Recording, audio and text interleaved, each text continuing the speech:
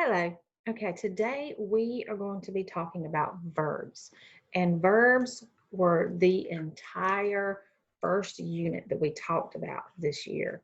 So everything to do with unit 1 is verbs from pages 1 all the way through 23. The whole first unit, we talked about verbs. Now, on your handbook in the back where it gives everything short and sweet, okay, in your handbook, your information about verbs is on pages 305 and 306, okay?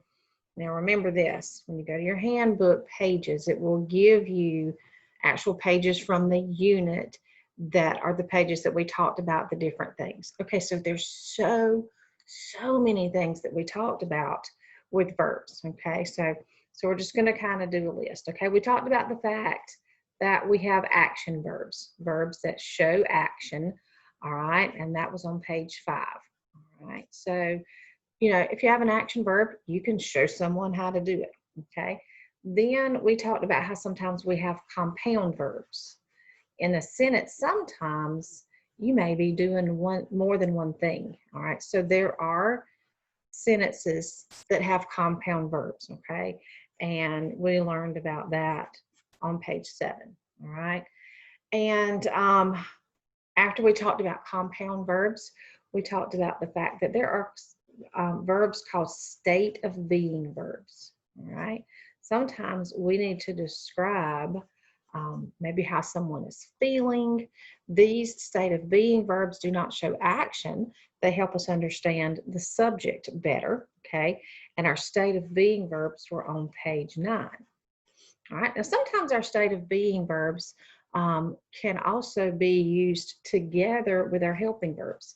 Our helping verbs help state of being verbs, but they also help action verbs so that we can have more complex sentences. We can have verbs that give us more details. All right, so we talked about our helping verbs on page 10. Now, helping verbs, state of being verbs, action verbs can all work together to allow us to use verb phrases that I just mentioned, okay? And the thing that we have to be careful of with verb phrases, if we are asked to find a verb and the verb is using a helping verb to go along with it, we've got to include all of that together to select our verb phrase to be able to truly identify the entire verb. Okay, so we learned about verb phrases on pages 12 and 13. Okay, and one of the things they pointed out on page 13 is to be careful because sometimes they may slip other words or phrases in the middle of a verb phrase. So our helping verb and our action verb may be separated a little bit by part of the sentence.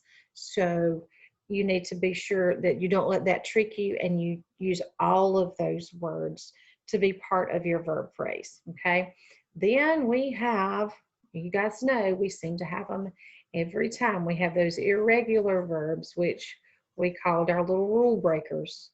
And you guys were really busy bees. I'm going to give you the page that has that big chart. When you see it, you'll remember that we broke that chart up into sections and you guys practiced the how these verbs worked just a section at a time. But this is our chart of rule breakers, okay? And then we also learned that verbs can have different parts, okay? They can have extra parts and tell us about, and still be present tense. They can have extra parts included in them and tell us about the past tense, okay? So we learned about the principal parts. There's present participle, past participle. All right, those are the things that we learned about with principal parts, and that was on page 18. All right, so when we say verbs, you can see from this list, it's not as simple as just, oh, a verb shows me action. We learned a lot of things about verbs this year. All right, so these are the pages that you have covered the whole beginning of the chapter. Okay, so when you had your practice in your final review section, okay, page 294, was your practice for that. Now listen, I've written page 10 right here because this section, page 10, is where you had your helping verbs on our list from over here. Your helping verbs were found on page 10. And really and truly, this Think D is really working on using your helping verbs correctly. Now, I want to remind you of something, okay? If you have questions, okay, sentences that are formed as questions, remember that a lot of times it's easier to determine your parts of speech if you take, I want to make this so that it's a little bit closer. Okay. A lot of times it's very helpful to take your part of speech, and I'm sorry, that's why I get my brain back in gear. Take a question and turn it into a statement, okay? When we turn it into a statement, a lot of times it helps us understand the parts of speech better. So we're choosing between wasn't and weren't Rachel and Leah, the daughters of Laban. Okay, so if you're having a hard time figuring this out, first of all, it's a contraction. Remember, split it into the two words that made up the contraction, and that's helpful. But you can also turn this into a statement. Okay, Rachel and Leah wasn't the daughters of Laban. Rachel and Leah weren't the daughters of Laban. Okay, and I know it may sound a little bit odd, but okay, you can turn it into a statement to help you be a little bit more confident. Okay, so was not Rachel and Laban the daughters, Rachel and Leah the daughters of Laban, were not Rachel and Leah the daughters of Laban. So the correct answer choice for this is weren't. Okay, so when you go through these, you're just working with using, really this section is about helping verbs. Okay, so but then as you move down to Think E, down to the bottom, they kind of mix it up a bit. You do still have some helping verbs, okay, you can see here, but then you also have other verbs. Now I'm going to tell you what they've done in your final review and your practice. Okay, they've been intentional on giving you things that they think may be tricky. Some irregular verbs I see in here. All right, some things that we've been told, like if you guys remember these two choices right here, there's one of them we said, no, you never use that word. Okay, they're wanting to make sure that you remember that. Okay, all right, so here's what I'm going to do. I'm going to let you pause, and then I'm going to let you try your answers for these, and then come back and unpause, and I will have all the correct answers marked for you. So pause, give it a try, and then check your answers. Okay, here are the correct answers. Now, if you notice on number 2, the Puritans, I underlined the S, okay, because when the subject is plural, that has an impact on the verb that we choose. Okay, if it is plural and we have was or were as a choice, we're going to choose were. Okay, we wouldn't say Puritans was. Was is for singular subjects.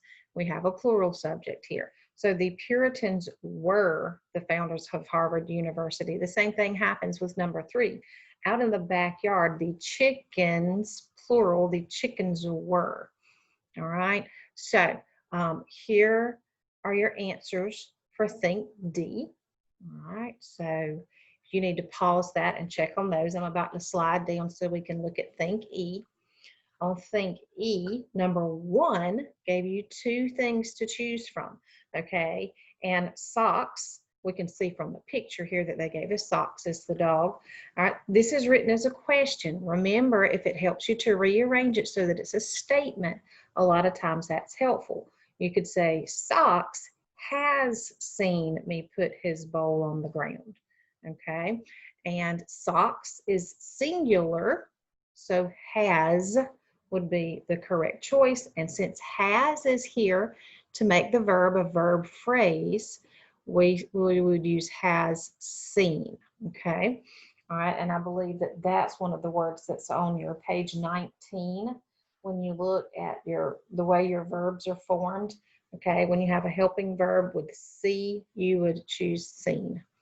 Okay, this Close to the end of the sentence, when we have the word had, that lets us know that this is past tense. So that helps us choose came, that it was past tense. He came to see what I had done. Had makes this the verb phrase, and done would be the correct one. Now, page 19, I made a note of this because this is one of those irregular verbs. And this is one, boys and girls, a lot of times people don't use correctly because you have, this turns this into a verb phrase with a helping verb, okay? You haven't drunk all your water. Socks, I said, okay? Same thing with the number 4. This is also one that I could have written page 19 beside because it came from those irregular verbs, okay? And one more I want to mention, well, a couple more. This one, remember we had to choose between these, and this was our word that said, no, that's not even a real word, okay? This is the correct choice for this one, all right?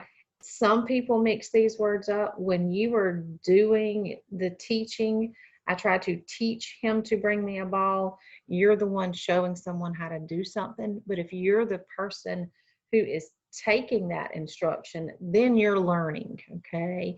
Both of them are involved in gaining knowledge, but the teaching means you're the one doing it. The learning is you're the one that is getting something from it, okay?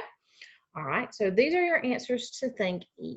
All right, so if you have any questions, let me know. Now listen, this doesn't have to do with verbs. This is just remember F. So remember, when we say remember, it's a review. So what are those adverb questions that we talked about yesterday? Okay, an adverb modifies a verb, an adjective, or another adverb. 5 little questions can help us out, and this is what they are. Where, when, to what extent, how, and how often. I'll write that in real quick. Where, when, to what extent, how, and how often. Okay, you need to know those. This will help you when you're looking for adverbs. All right, so let me know if you have any questions. This was our review on verbs, and I will send you another video in a bit for some more review for middle school. All right, hope you guys are doing well. Bye.